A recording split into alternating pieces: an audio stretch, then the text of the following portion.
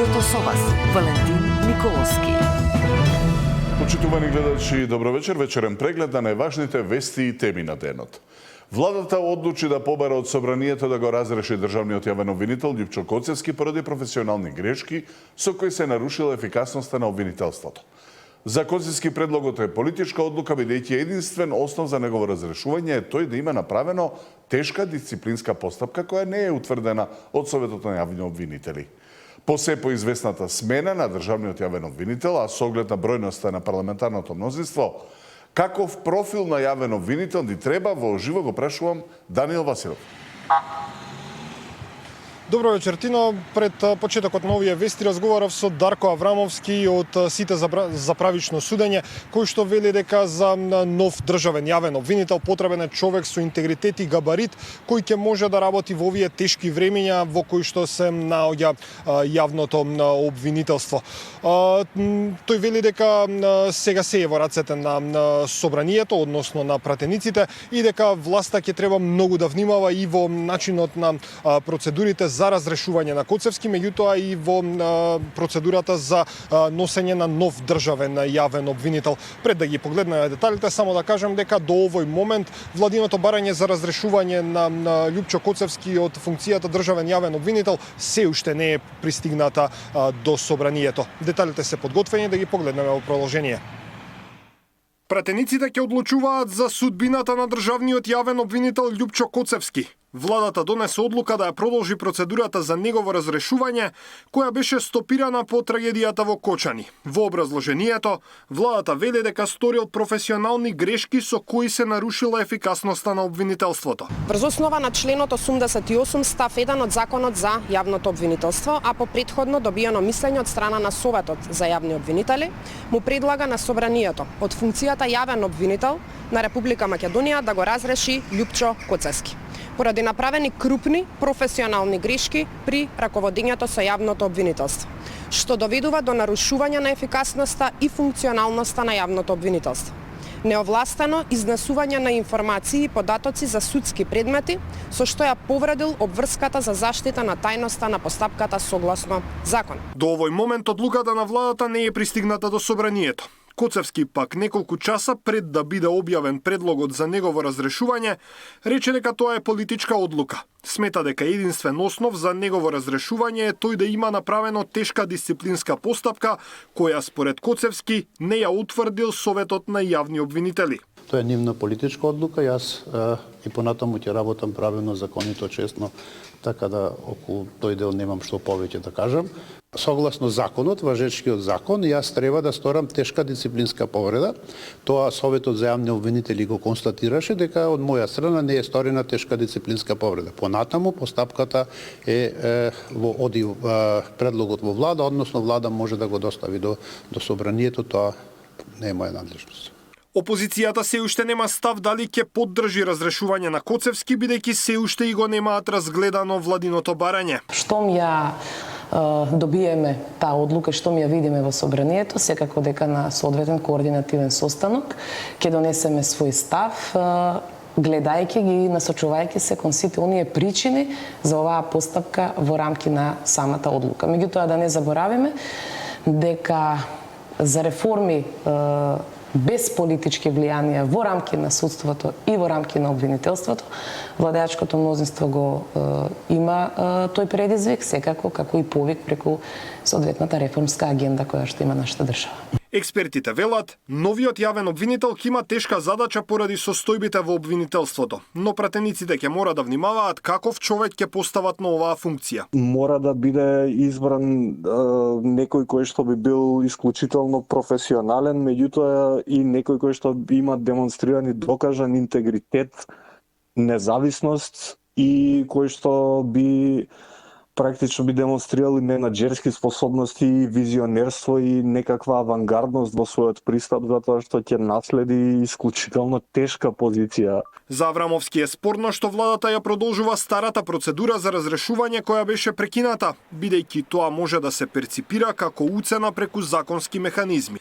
Вели, собранието ќе мора многу да внимава на самата постапка и на разрешувањето на Коцевски, но и на избор на нов државен јавен обвинител. И самиот мандат на јавниот обвинител треба да е различен од мандатот на пратениците, токму заради тоа за да не се доведеме во ситуација секое мнозинство да може да се избира јавен обвинител како што одговара на конкретната владеачка гарнитура, така што треба многу внимателно да се постапува и во поглед на разрешувањето и во поглед на изборот на јавниот обвинител.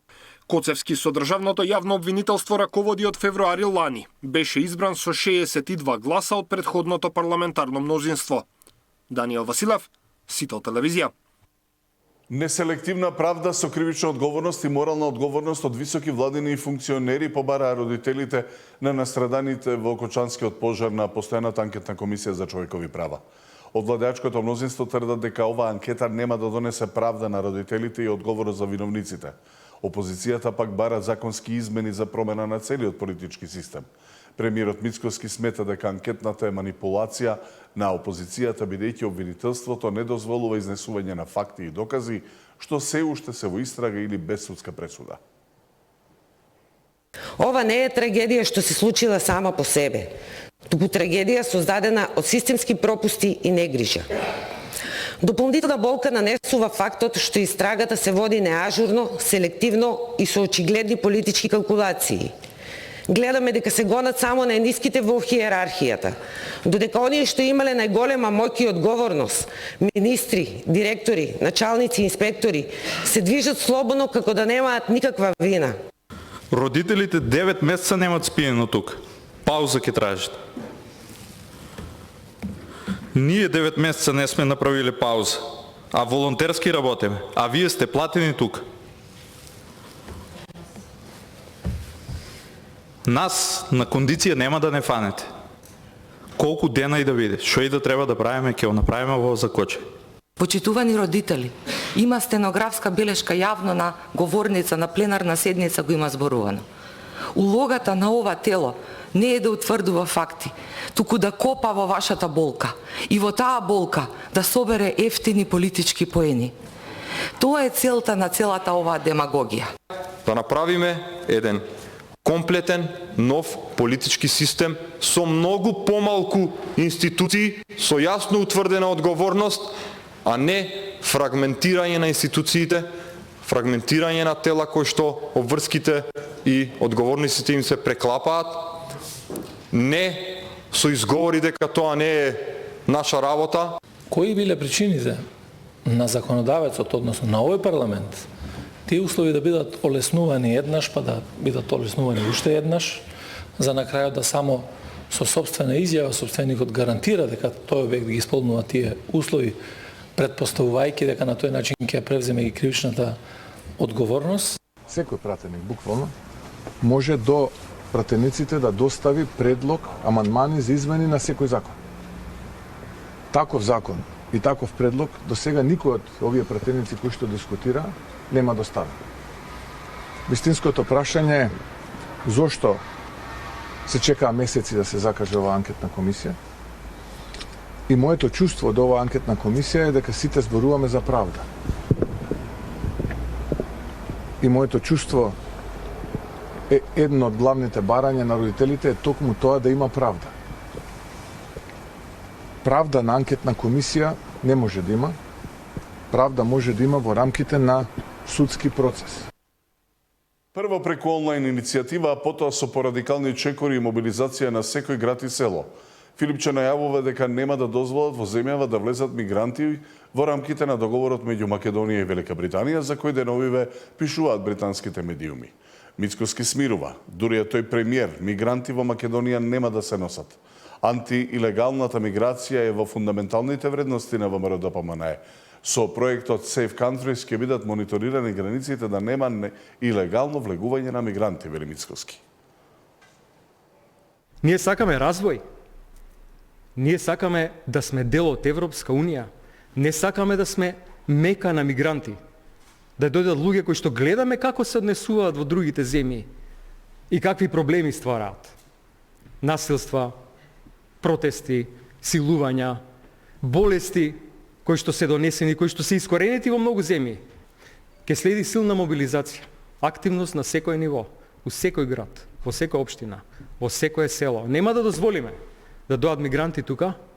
Они викаат failed asylum seekers. Тоа што значи? Неуспешни апликанти за азил, да ги праќаат во трети земји. Да потенцирам и да кажам јасно и гласно пред македонската јавност дека таква тема не е разговара. Но доколку се разговара, исто така ќе биде одбиена од наша страна. Додека јас сум премиер, дека сум јас претседател на оваа влада, нема да никне ниту еден шатор во кој што ќе бидат сместени илегални мигранти и нема да примиме ниту еден илегален мигрант.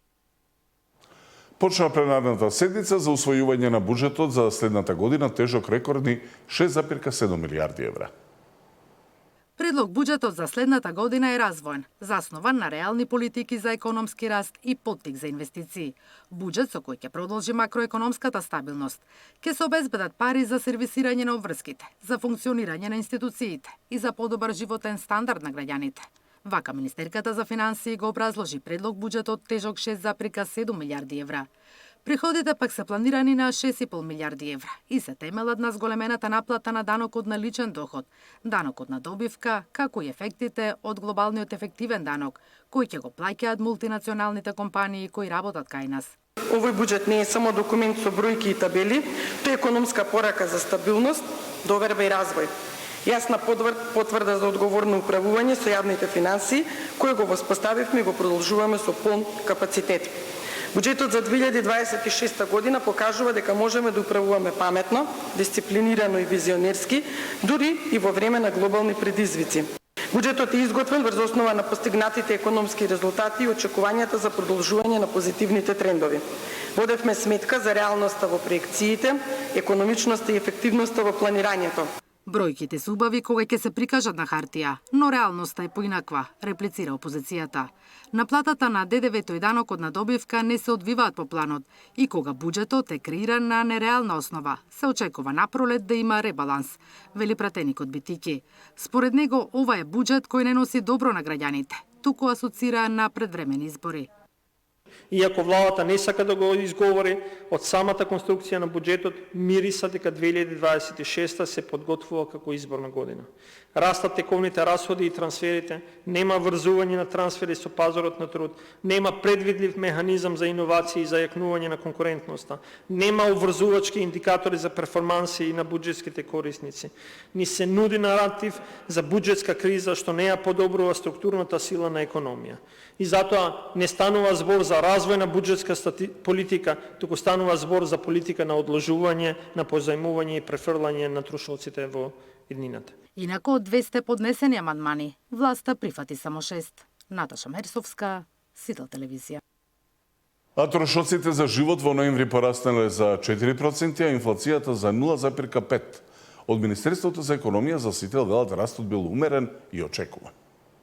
Трошоците за живот во ноември повисоки за 4% споредено со истиот месец лани, пресмета статистика. За една година поскапело речиси се, а храната и пијалоците бележат раст од над 5%. Повторно се подгрева и месечната инфлација. Откако во септември и октомври беше минус 0,2%, во ноември пораснала на 0,5%. Ова е повисоко дури и од август, кога месечната инфлација беше 0,2%. Од Министерството за економија за Сител велат растот е умерен и очекуван. Важно е што ценовниот притисок останува ограничен и не укажува на потреба од итни краткорочни интервенции. Во моментов нема потреба од нови краткорочни мерки. Истовремено остануваме внимателни, го следиме секое поместување во ценовните групи и сме подготвени да реагираме доколку настанат поголеми шокови или ризици за стандардот на граѓаните. Македонската годишна инфлација во ноември е речиси двојно повисока од таа во еврозоната, каде се измерени само 2,2%. Инаку годинава забележана е највисока годишна инфлација од 5% во февруари, а најниска во април, кога беа измерени 2,6%. Мартин Арсов, Сител телевизија. Последните вести се во 23, до тогаш останете со